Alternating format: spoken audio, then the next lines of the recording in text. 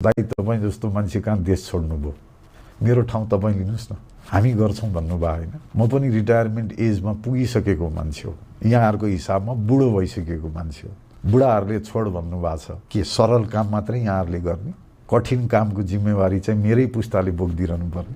Nepal Amazon त होइन, सानो देश हो, तर एभरेजमा 5 दिन लाग्दो रहेछ एउटा गरिबलाई काठमाडौँ अस्पताल आइपुग्न भनेर लेख्नु भएको छ। त्यो यथार्थ हो। 40% जल्नु कस्तो हुन्छ त्यो शब्दमा व्याख्या गर्न सकिँदैन, तर त्यो 40% जलेको मान्छे 5 दिन खपेर अस्पताल आइपुग्छ, त्यो चाहिँ अचम्म हो। त्यो किनभने हामीले गरिबलाई एउटा चिज सिकाइदिएको छौँ, त विकल्पहीन होस्, कि खप कि मर। मान्छे अमेरिका किन जाँदो रहेछन् भनेर मैले बुझेँ।